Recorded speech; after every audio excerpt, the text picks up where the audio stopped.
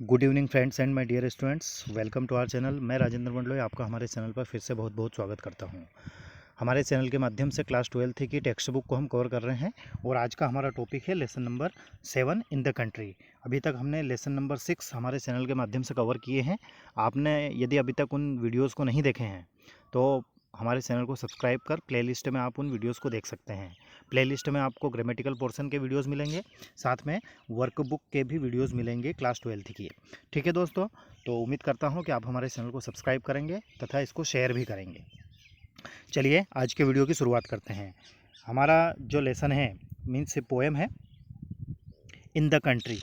ठीक है, in the country आप समझते होंगे मतलब देश में। देखिए, इस पोएम को हम पढ़ें उससे पहले हम अबाउट द पोएम पढ़ेंगे, तो आप आ जाइए पेज नंबर 59 पर, माफ़ कीजिएगा पेज नंबर 60 पर आ जाइए आप। अबाउट द पोएम लिखा हुआ है ना, क्योंकि ये इंपॉर्टेंट है। अबाउट द पोएम हम पढ़ेंगे तो पोएम की जो थीम है वो हमें अच्छे से क्लियर हो जाएगी। चलिए कोशिश करते हैं कि आपको अच्छे से समझ में आए और इसके हर पॉइंट्स को आप समझने का प्रयास करें। अबाउट द पोएम मतलब पोएम के बारे में। देखिए, the poem vividly describes the human suffering in big cities. यहाँ पर एक वर्ड आया है विविडली। विविडली का अर्थ होता है स्पष्ट रूप से, स्पष्ट रूप से, सुस्पष्ट। इसका एक अर्थ और होता है विविडली का सजीव ढंग से। ठीक है, कॉन्शियसली। तो चलिए इसको पढ़ने का प्रयास करते हैं। The poem vividly describe the human suffering in big cities. कवि इस कविता में स्पष्ट रूप से इस बात का वर्णन करता है कि बड़े बड़े शहरों में, नगरों में ह्यूमन सफरिंग, जो ऐसे व्यक्ति हैं जो कि भूखमरी या गरीबी के कारण जो सफरिंग है मतलब पीड़ित हैं, है ना, दुखी हैं, उन व्यक्तियों के बारे में स्पष्ट रूप से इस कविता में बताया जाता है। The groans and the plight of the hungry. Groan का अर्थ होता है आह, ठीक है, और इसको कहते हैं तड़प, चीख। ठीक है, नेक्स्ट है वर्ड है प्लाइट, PLIGHT। प्लाइट का अर्थ होता है दुर्दशा। क्या अर्थ होता है? दुर्दशा। तो कहने का तात्पर्य है the groans and the plight of the hungry. उन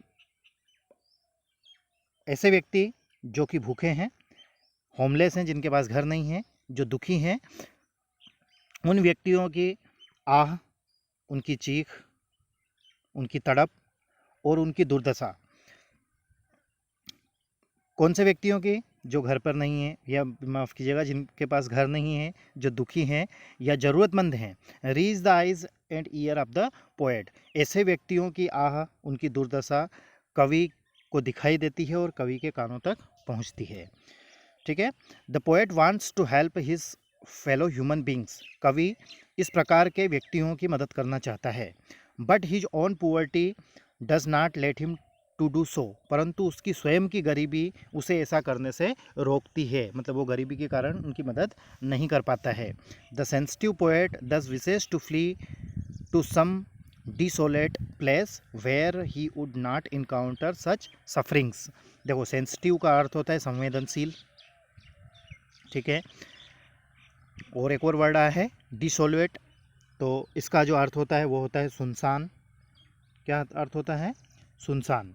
एक चीज़ मैं ज़रूर आपसे चाहूँगा कि जो भी ये वर्ड्स मैं आपको बताता हूँ, इनके मीनिंग्स बताता हूँ, वोकेबलरी हम नए नए शब्द में आपको इनके मीनिंग बताता हूँ, तो इनको आप नोट ज़रूर करते जाइएगा, क्योंकि आपके लिए मोस्ट इम्पोर्टेंट है। क्योंकि 12th क्लास के स्टैंडर्ड के हिसाब से आपका जो वोकेबलरी पोर्शन है वो अच्छा तगड़ा होना चाहिए, क्योंकि एग्ज़ाम में इस प्रकार के पूछ लेते हैं तो वहाँ पर हम 1 या 2 नंबर से मात खा सकते हैं।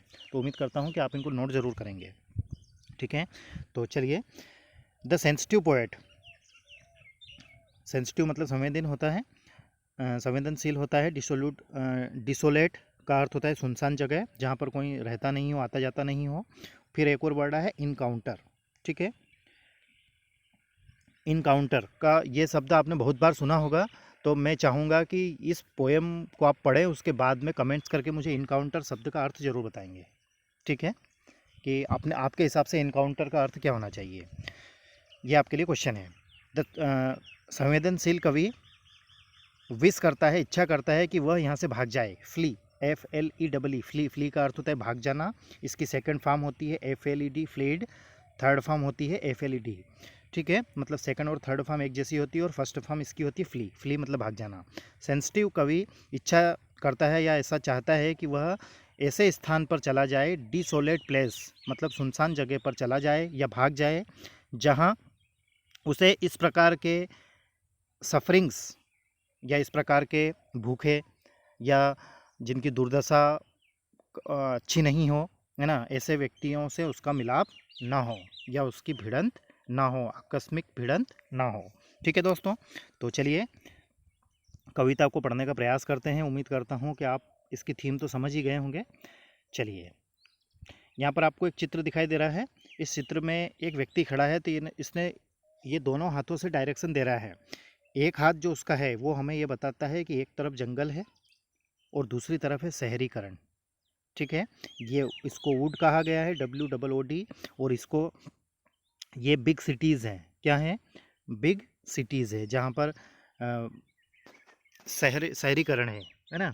तो चलिए हम इसको, मतलब कहने का तात्पर्य है कि इसमें वो जंगल और शहर का जो जीवन है उस जीवन की तुलना करता है। चलिए सबसे पहले कोटेशन पढ़ते हैं। How do you feel when you see the hungry and the homeless. जब आप ऐसे व्यक्तियों को देखते हो जो भूखे और जिनके पास घर नहीं है, तो आप उनके बारे में कैसा महसूस करते हैं। How do you feel when you are not in a position to help them. और जब उन ऐसे भूखे और जिनके पास घर नहीं है ऐसे व्यक्तियों की मदद करने में आप असमर्थ रहते हैं, तो आप कैसा महसूस करते हैं। ठीक है, चलिए देखते हैं। This life is sweetest in this would. WOOD, would पढ़ते हैं, वुड पढ़ते हैं, सॉरी। इसका अर्थ है यहाँ पर जंगल। तो जंगल का जो जीवन है वो कितना मधुरतम है। स्वीटेस्ट मतलब मधुर। I hear no children cry for food. यहाँ पर कोई बच्चा भूख से बिलखता नहीं है या भूखमरी के कारण रोता नहीं है। I see no women wait with care. यहाँ पर कोई महिला बच्चों की सावधानी के लिए विवर्ण नहीं है। यहाँ पर वाइट का अर्थ है विवर्ण। ठीक है, क्या अर्थ है? विवर्ण। अब हिंदी की भी आप तैयारी कर रहे होंगे, उम्मीद करता हूँ। तो यहाँ पर आपके लिए मैं एक फिर होमवर्क के लिए क्वेश्चन दे रहा हूँ कि विवर्ण का अर्थ क्या होता है। वाइट मतलब सफ़ेद होता है, लेकिन यहाँ पर वाइट का अर्थ है विवर्ण। तो विवर्ण का अर्थ क्या है हिंदी में ही आपको बताना है कि विवर्ण का अर्थ और क्या हो सकता है, जिसको हम और अच्छे से क्लियर कर सकें। ठीक है, तो ना तो भूख से बिलखते हुए बच्चों को मैं यहाँ देखता हूँ और ना ही प्रवाह में विवर्ण होती हुई महिला को। No man with muscles wasting here. और किसी ऐसे व्यक्ति को नहीं देखता हूँ जो कि काम करके कर थकता हो या अपनी मेहनत को वेस्ट करता हो। देखो, वेस्ट मतलब व्यर्थ या बेकार होता है, और इसका एक अर्थ और होता है, इसका अर्थ होता है थकाने वाला काम। क्या होता है? थकाने वाला काम। ठीक है, no doubt it is a selfish thing to fly from human suffering. निसंदेह ही वह व्यक्ति स्वार्थी होगा जो किसी पीड़ित व्यक्ति को देखकर भाग जाता है। No doubt he is a selfish man who shuns poor creatures sad and van.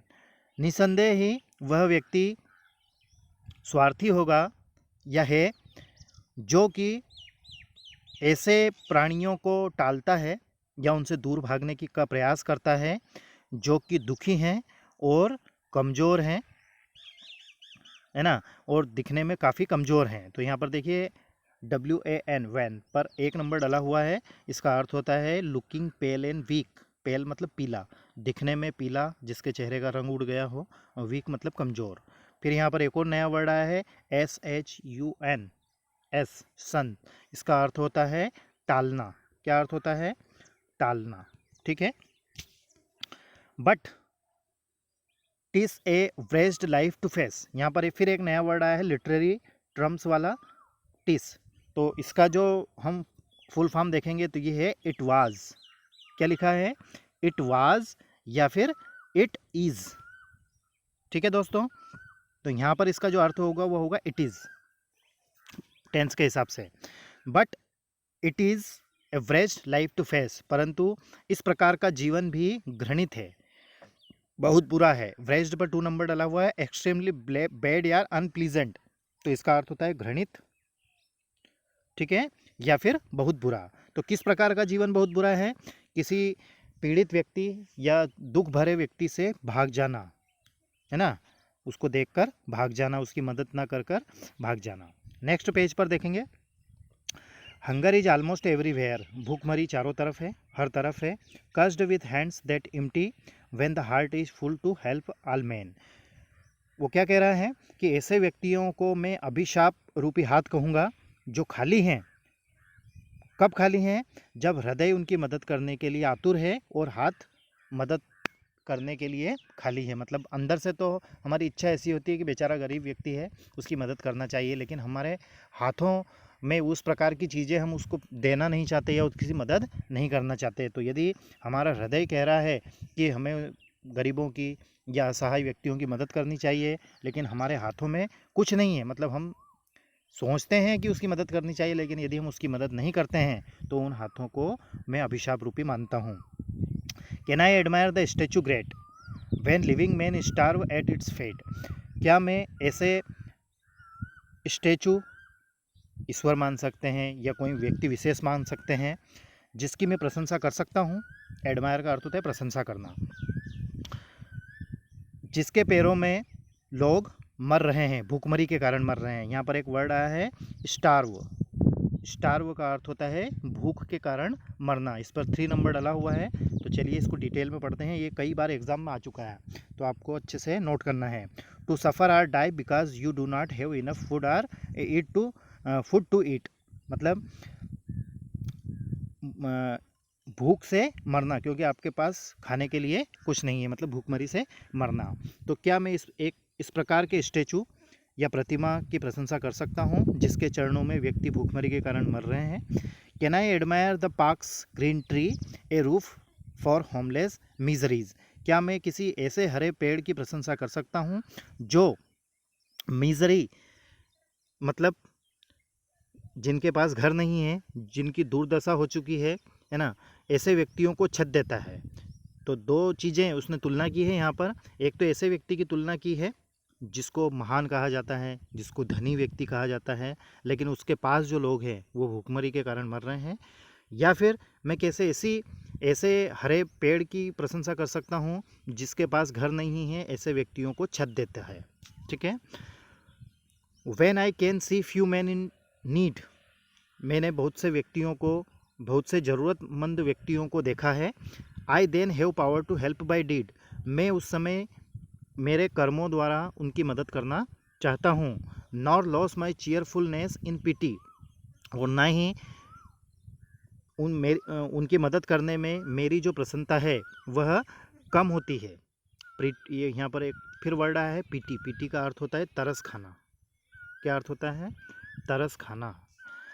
तो जब मैं ऐसे व्यक्तियों पर तरस खाता हूँ या उनकी मेरे कामों द्वारा मदद कर पाता हूँ तो क्या मेरी प्रसन्नता चली जाएगी?